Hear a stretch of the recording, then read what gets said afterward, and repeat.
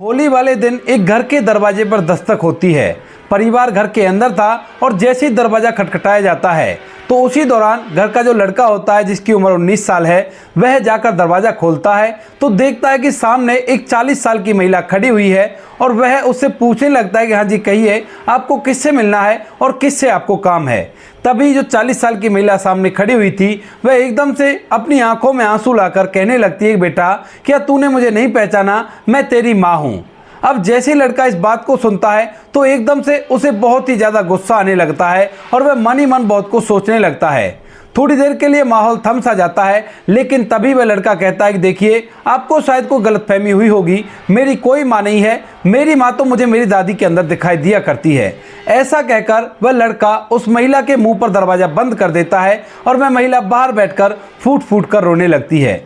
कौन थी वह महिला और किस वजह से इस लड़के ने ऐसा उसके साथ किया था, पूरी सच्चाई के बारे में जानने के लिए वीडियो को अंत तक जरूर देखें। राजस्थान के बाना जिले के एक छोटे से गांव में एक लड़का रहा करता है जिसका नाम है पंकज। पंकज अपने माता पिता का इकलौता लड़का है और माता पिता ने बड़े ही लाड़ चाप से पाल पोस कर उसे बड़ा किया है।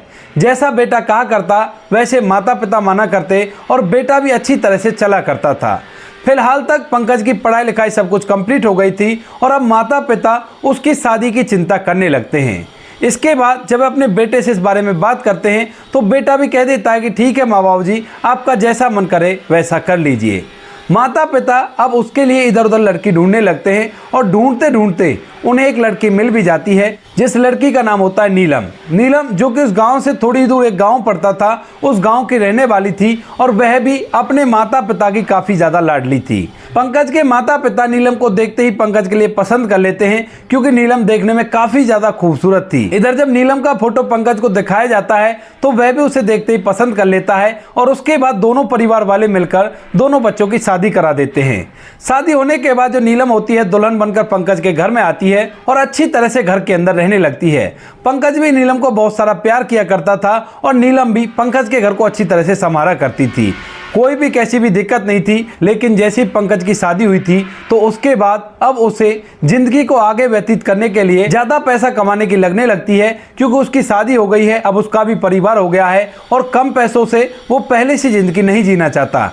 इसी वजह से वह एक दिन अपनी पत्नी से बैठकर इस बारे में बात करता है तो उसकी पत्नी भी इस बात के लिए सहमति जताती है। पंकज अब इधर उधर घूमने लगता है और घूम घूम कर अपने लिए कोई ऐसा रोजगार ढूंढने लगता है जिस रोजगार को करके वह अपने परिवार पर भी ध्यान दे सके और साथ में अच्छा खासा रुपये पैसा भी कमा सके। क्योंकि उसका भरा पूरा परिवार है और वह इकलौता लड़का है अपने परिवार का, तो उसे ही सब कुछ देखना होगा। इसी वजह से पंकज पास ही के शहर में जाकर एक छोटा सा रोजगार चालू कर लेता है जिस पर वह जाकर अच्छे खासे पैसे कमाने लगता है। जैसे ही पैसे अच्छे खासे आते हैं तो उसके बाद वह नीलम की भी हर ख्वाहिश को पूरा किया करता और परिवार को भी अच्छी तरह से चला रहा था। घर वाले और नीलम इस बात को देखकर बड़े ही खुश होते हैं कि अब तो अच्छी खासी आमदनी है, कोई भी कैसी भी दिक्कत नहीं है। जब पंकज देखता है कि घर वाले और मेरी पत्नी नीलम इस बात से बड़ी खुश है तो उसके बाद वह और भी ज़्यादा टाइम अपने धंधे को देने लगता है और धीरे धीरे उसका धंधा भी काफ़ी ज़्यादा बड़े लेवल पर हो जाता है। गांव के अंदर पंकज का नाम चारों तरफ गूंजने लगा था क्योंकि पंकज अब अच्छे खासे रुपए पैसे कमाया करता था।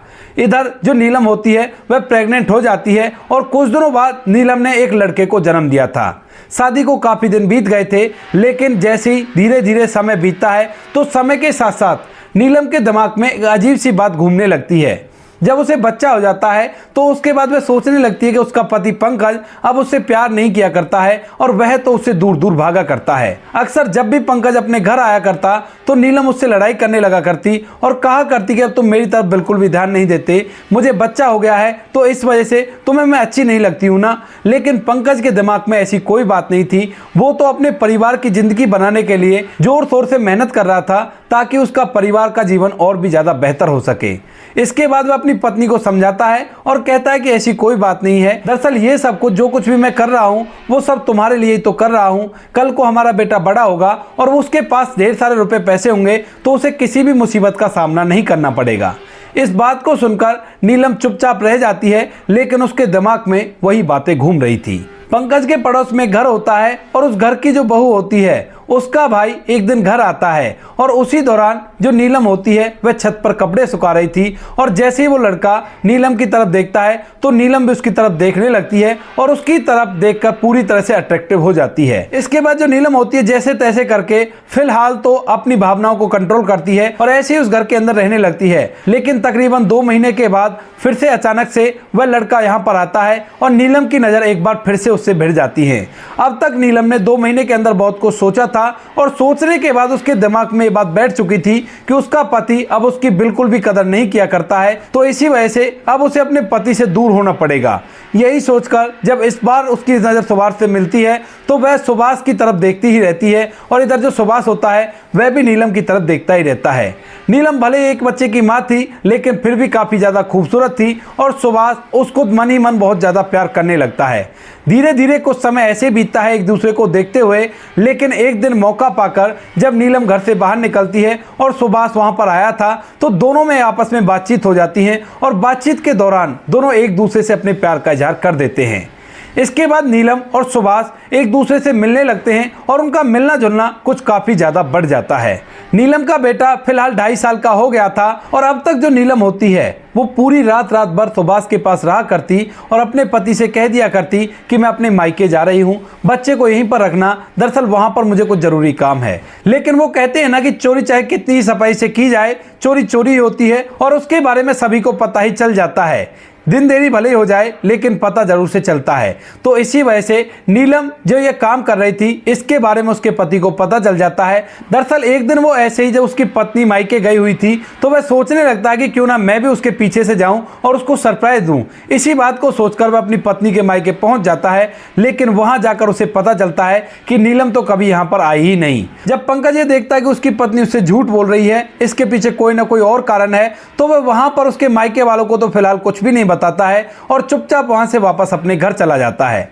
घर जाने के बाद अब वह इस चीज की तहकीकात करने लगता है कि उसकी पत्नी कहां जाया करती है और लगभग 10 से 12 दिन के अंदर उसे पूरी तरह से सारी बात पता चल जाती है कि मेरी पत्नी सुभाष नाम के लड़के के साथ अवैध प्रेम प्रसंगों में है और इसी वजह से ये मुझसे झूठ बोलकर यहां से जाया करती है। अब यह बात पंकज को अंदर तक तोड़ देती है क्योंकि उनका एक बच्चा भी है और उसकी पत्नी जो कुछ कर रही है उससे उसकी पूरे गांव में बदनामी हो चुकी है।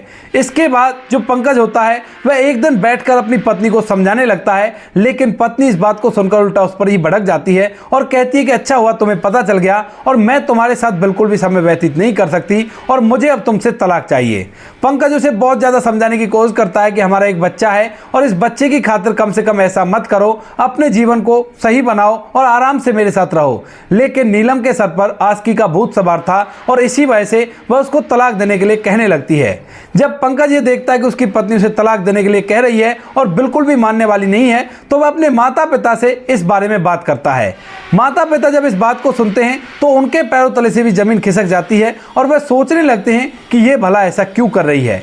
इसके बाद जो माता पिता होते हैं वह नीलम के घर वालों को खबर करते हैं और उनको बुलाकर उनकी बेटी को समझाने की कोशिश करते हैं, लेकिन नीलम पूरी तरह से बागी हो चुकी थी और उसके दिमाग में तरह तरह की बेकार चीज़ें भरी हुई थी। वह सोच रही थी कि इसको तलाक दे दूं और उसके बाद आराम से सुभाष के साथ समय व्यतीत करूंगी और जीवन आराम से व्यतीत हो जाएगा। यही सोचकर जो नीलम होती है वह अपने घर वालों से भी साफ साफ बोल देती है कि अब मुझे इसके साथ नहीं रहना और मुझे इससे तलाक चाहिए और मैं अभी के अभी यहाँ से जा रही हूँ। जो पंकज होता है बड़ा ही शांत स्वभाव का व्यक्ति था तो वह इस बात का बिल्कुल भी विरोध नहीं करता है और कहता है कि ठीक है नीलम, अगर ऐसी बात है तो हम तुम्हें तलाक दे देंगे और तलाक लेने के बाद तुम आराम से अपने जीवन को उसके साथ व्यतीत करना।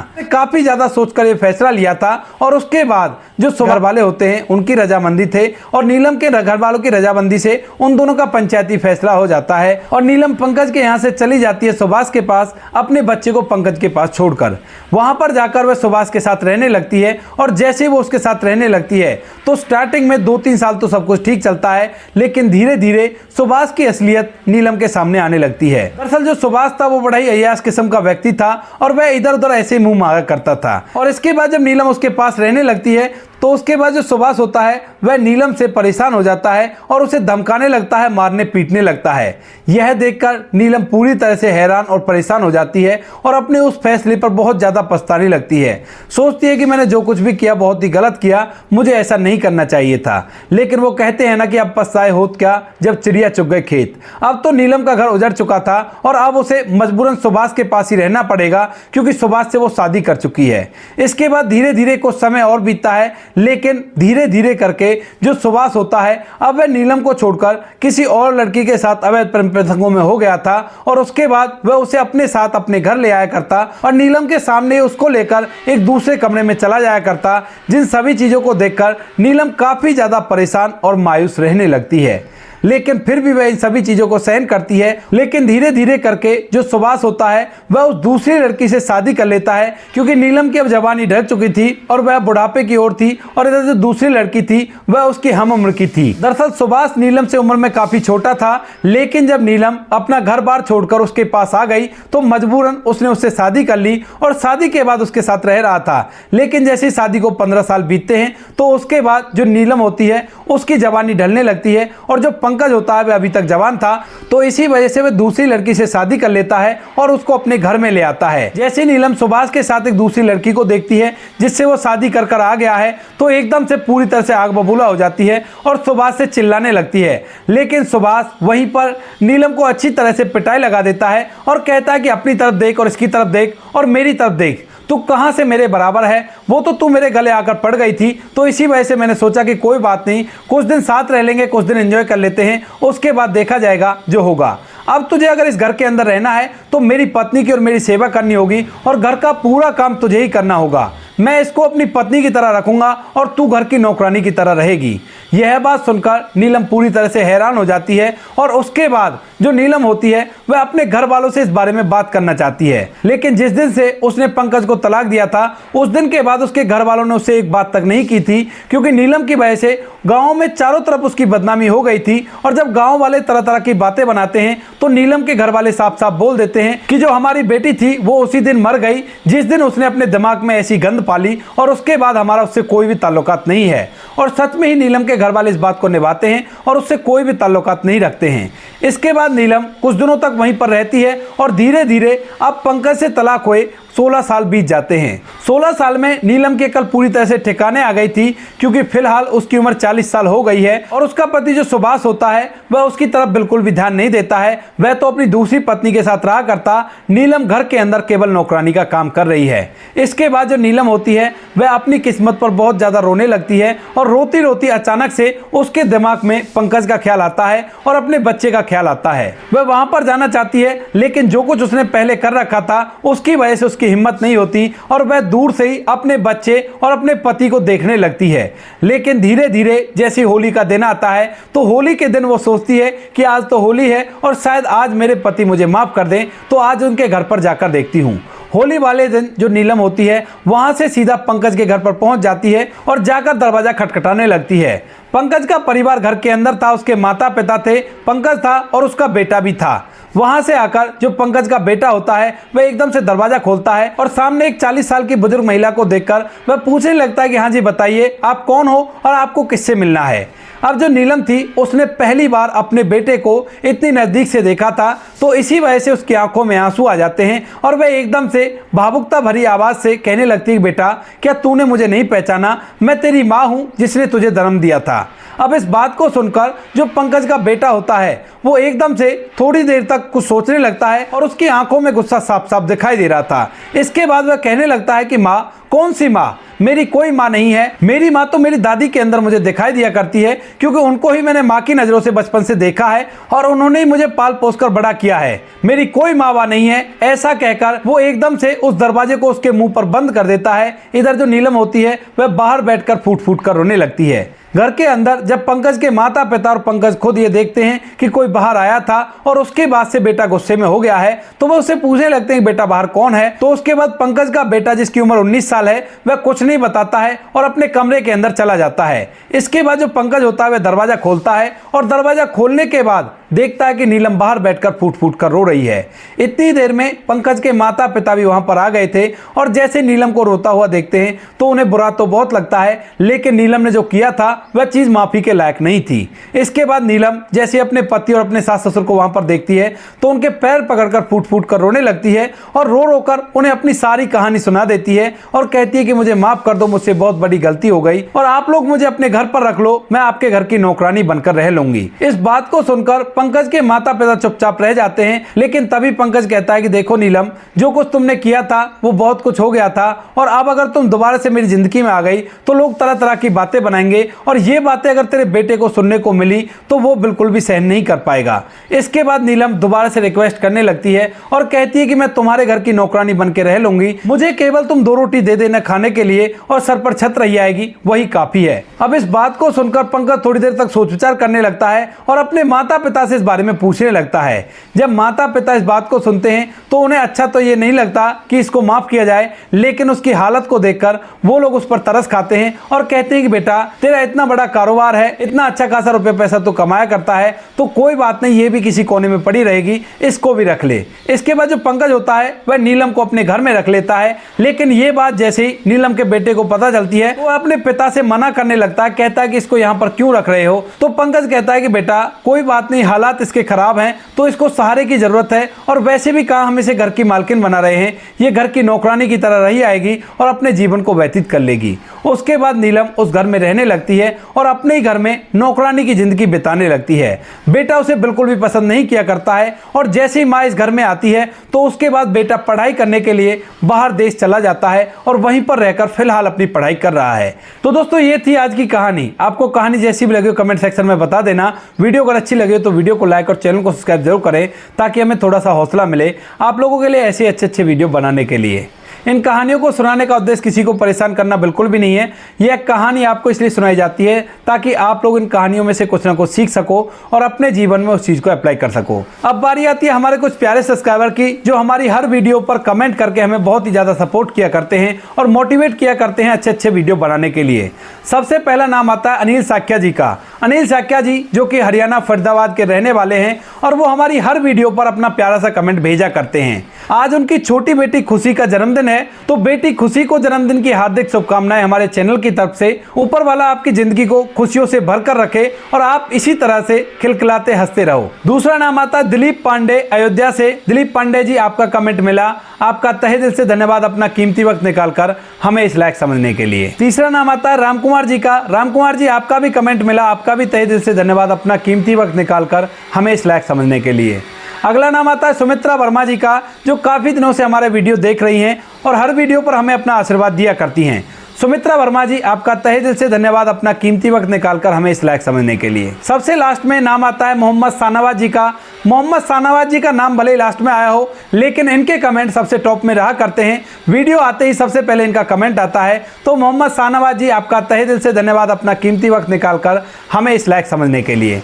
बाकी जो लोग रह गए हैं वो लोग बुरा ना माने, आने वाली किसी वीडियो में आपके नाम भी आ जाएंगे। आप लोग इसी तरह से हमें अच्छे कमेंट भेजकर मोटिवेट करते रहिए और इसी तरह से हमारी वीडियोज़ को अपना आशीर्वाद देते रहिए। मिलते हैं किसी नेक्स्ट वीडियो नए टॉपिक के साथ, तब तक के लिए जय हिंद, जय भारत, जय हिंदुस्तान।